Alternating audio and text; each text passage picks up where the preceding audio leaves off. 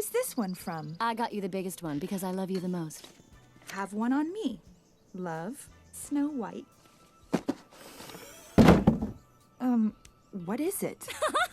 He's a live-in babysitter. Where's the baby? Oh, This is one of my favorite scenes in the movie Shrek because it's low-key a Dwarfism history Easter egg. And if you're wondering, what does Shrek have to do with Dwarfism history? Not only is Lord Farquaad the son of Grumpy the Dwarf in the musical, therefore making Lord Farquaad a little person, but this scene in particular where Fiona's throwing a baby shower and Snow White gifts her a little person for the baby is actually, whether intentional or not, a reference to court dwarves, which were a real thing in history. If you're asking what is a court dwarf, we're going to discuss that in length today. Before we begin, hi, my name is Aubrey Smalls, and welcome back to my channel where we talk about all things dwarfism, whether that be in history, in modern day, in movies, TV shows, etc. But make sure you're subscribed to the channel so you can stay in touch with me every time I post. And make sure you like this video to support and comment down below so we can, have a little chat. But court dwarves were essentially kings and queens throughout history who used to collect little people as if they were objects. Oftentimes they were used as personal pets, but in some cases they were also used as like playthings for their children. As crazy as that sounds, before people had iPads, they had dwarfs.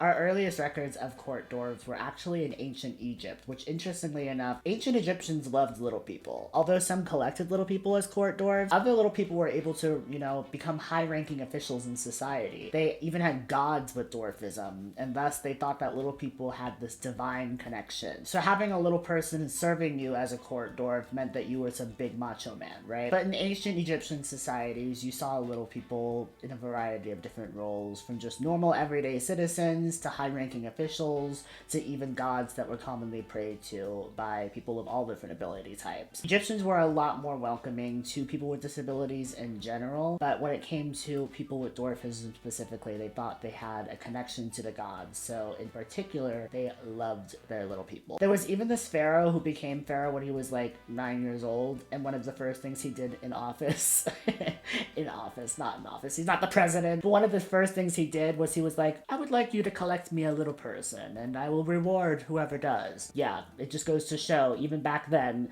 they were obsessed with little people. They used to worship little people, they used to celebrate little people. People with dwarfism used to get different opportunities in society. And we still have artifacts showing some of these little people, like Seneb and his family. Seneb was a high-ranking leader in society, and he got married to an average height woman, and they had 2 average height children. Because dwarfism isn't necessarily something that you always pass down. 80% of little people are actually born to average height people, which means that most of us are used to having siblings and parents who are not little people as well. I'm the only little person in my family. I have lots of friends. It's the same case. Egyptians were really the only society in ancient civilizations that valued little people beyond just objectifying them. Because then you get to like ancient Rome and ancient Greece, and they called little people big-headed. They made them fight in gladiator arenas. They auctioned them off like they were like Funko Pops. Like it got a little bit messy. But they were still obsessed with little people, even so much so that sometimes they would try to constrict a child's height who was average height so that they would always remain the same size as a little person to have like a fake little person. Imagine being a child and your mommy and daddy are like, don't grow up, child. But I really got into art history when I realized in the Middle Ages and the Renaissance period, we actually had a lot of examples of court dwarves that were featured in paintings. And one of the most famous examples of this is the painting Las Meninas by Diego Velázquez. I'm not sure where this original painting is being shown right now, but it's a very famous picture that's been analyzed and discussed at length when talking about art history and art in general. And what some people don't mention enough is that there's actually 2 court dwarves in the corner of the paintings, and their names were Maria and Nicolásito. And Maria specifically had served as a court dwarf for the queen for over 50 years. And in the painting, you have the queen and the king in the back, and then you have their daughter, the princess. And this is where I say that scene in Shrek is so closely resembling real life situations that little people found themselves in. Because in this case, you have the princess and all of her attendants attendants and servants, and 2 of them happened to be little people that were used as nannies and kind of entertainment for the child. Because again, they didn't have iPads back then. What better way to entertain your child than hiring 2 little people? Crazy. But court dwarves were kind of different than other servants because in most cases, people with dwarfism were collected, they were treated like objects, and in some cases even traded.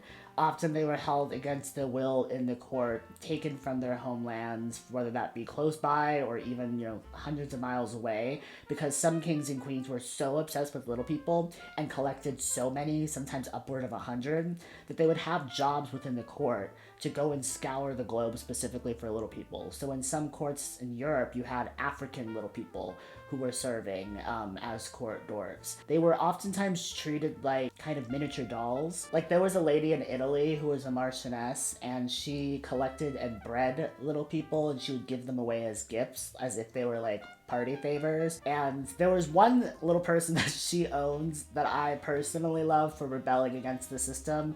She was such a rebel that you used to call her Crazy Catherine, because she would pee on people in the court, she would steal their belongings, she would kick them in the shins, because why would you want to be there against your will, treated like an object? I mean, Isabel would build them like miniature doll houses and make the little people sit in them, and then invite her friends over to watch and gawk at the little people as if they were human dolls. They used to dress them up, not in like a positive way, as in like we want them to look nice and stuff, but they just literally thought they were American Girl dolls. It was so strange. But Isabel particularly was a menace. I mean, she used to give them away as gifts to her friends in other courts. She gave one to her brother one time because he was sick, so she sent her favorite little person to him, and he wrote back to her and he was like, "That gift meant more to me than the time you bought me a mansion. Would you rather a mansion or a little person?" Because I'm going with the mansion. No shade to other little people, but I think a house is more impressive than a little person. But all around the world for hundreds of years, people in high positions of power would own little people. Some of them just owned a few people in their court. Some of them owned up to 100. Like Alexander the Great and his sister, between the 2 of them, had over 200 little people. And oftentimes they would round them up, like round up all the little people in Moscow, and they would literally put them in cages until it was time for them to perform for them. Like Alexander the Great literally used to throw dinner parties where in a giant room he would have tables like lining in a square so that there was like a big square dance floor in the middle. He would have all of the little people in Moscow rounded up, and then he would have them put in cages, put into little costumes, and then shoved onto the floor in the middle of all their tables so that him and his friends could eat and drink and watch little people dance and get drunk and then sometimes fight with each other. And it was just like a means of entertainment for them because again, they didn't have iPads or Netflix back then. I need to calm down. And oftentimes these court dwarves were given up by their parents because there was a lot of ableism surrounding disabled people back then, where oftentimes people who had disabled children were ostracized, or they feared those children would never have opportunities in life and never be accepted, so they didn't want to deal with the child. So in some cases, many parents would give up their children in exchange for money to these kings and queens who would scour the hospitals and local towns and villages for anybody who had a little person. So you have one instance in the UK and England with Geoffrey Hudson, who was given up by his parents when he was only around 9 or 10, and he was given to be the plaything for the queen, and she instantly fell in love with him. And what's really messed up is that when he was gifted to her by having him brought out in a cake, and like they had built I think it was a pie, and they built the pie around him and put him in the cute little armor outfit, and then in the middle of the dinner party with the king and queen, roll them out and then have him pop out of the pie. I just need to know what was going on in their heads. Like, why would you want a child with dwarfism popping out of a pie? Like, when I pass away one day and get to heaven, because I will be going to heaven, I'm going back in that point of history to figure out what was going on with them, because nothing about that sounds appealing. But Geoffrey had such a chaotic life in specific as a court dwarf, from being sold as a child to be a court dwarf for the queen, to Loki fighting on her behalf in a war, to then at one point in the court he was made fun of so much for being a little person by this one guy in the court that Geoffrey challenged him to a duel, which was illegal at the time, but the other guy didn't think that Geoffrey was being serious because he looked at Geoffrey like he was a joke. So he shows up to the duel with no weapon, and Geoffrey shows up with a pew-pew and ends up the other guy, which got him ostracized. The queen was able to pardon him, so Jeffrey himself didn't get. They all thought my boy Jeffrey was playing, but he was like, y'all aren't gonna make fun of my height anymore.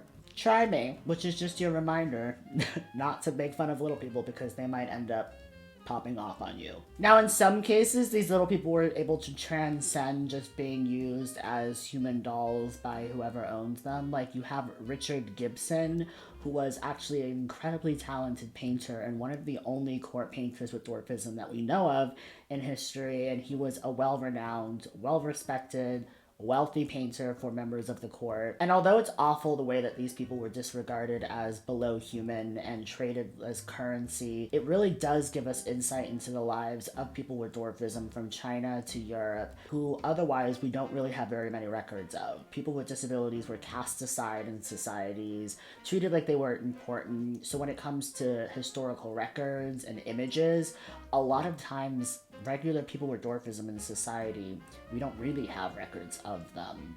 We have records of other people, but because these people were disabled and seen them less than, they were oftentimes left out of a lot of historical moments, unless they were court dwarves. So you have lots of paintings reflecting the kings and queens that owned these little people.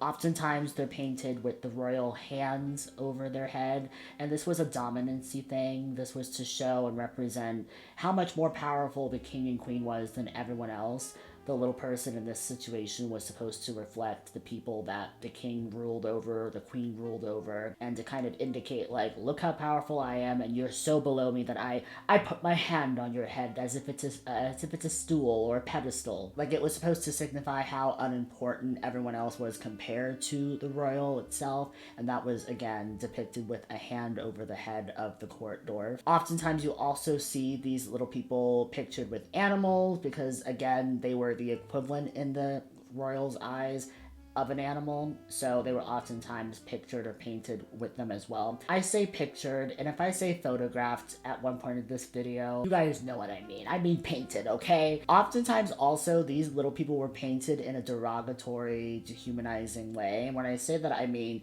they were purposely made to appear more grotesque and uglier than they actually were, and that was because of things like ableism, where they viewed these little people as like these weird, fantastical, grotesque creatures, as opposed to as humans. So oftentimes you see exaggerated facial features, sometimes you even see them vastly smaller than they actually were in real life, because again, they just viewed them for their disability, they just viewed them for being a little person. So exaggerated height was not uncommon when it came to these paintings. But what I find really interesting is that you can find dwarfism history all around you in the world.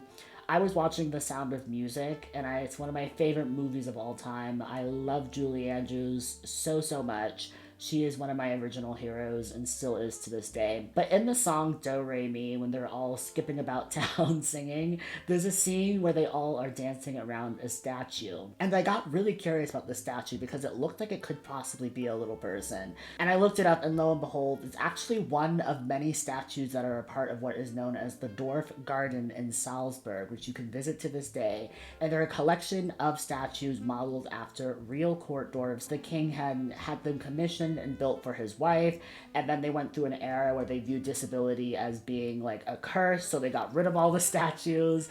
They were later recovered, and then now they're featured in this museum, like outside garden, that you can visit during parts of the year. There's a whole collection of them. I will also put them in this video so you can see them. But I personally would love to go and do like the tour of the Sound of Music locations one day, and this specifically, the Dwarf Garden, I have to visit. I have to. It's part of like my right as a little person. One of my biggest goals on this channel is to be able to one day do a documentary where I go around to different museums and show you guys the art pieces in person. But I really love that we do have some records of people with dwarfism back then, because without these court dwarves, we might have chunks of huge periods of history where we have no records of little people, and that would be really unfortunate. If you want to know more about court dwarves more in depth, go to my video. It's called The History of Little People. It's one of my first videos that I posted that's also available on Spotify and Apple Podcasts. in podcast form as well. But I talk more about things like Jeffrey Hudson and some of those other little people that I mentioned earlier today who served in the court as court dwarves in different periods of history. But do you see now what I mean by that Shrek reference low-key feels like a reference to court dwarves? I'm so curious to know if that was intentional or if that was just an offhand joke that they made and just coincidentally it happens to tie into real history, but nevertheless, Shrek is love, Shrek is life. Comment down below though and let me know, what is your favorite Shrek movie? Did you know about court dwarves in general? Did you know that people used to even collect little people as a concept? What are your thoughts on that? I will also list some resources down below to learn more and read more about people with dwarfism through articles or even books, because the history is so vast and so fascinating. But I appreciate you learning a little bit about it with me today. My name's Aubrey Smalls, and until next time, I love you. Keep going.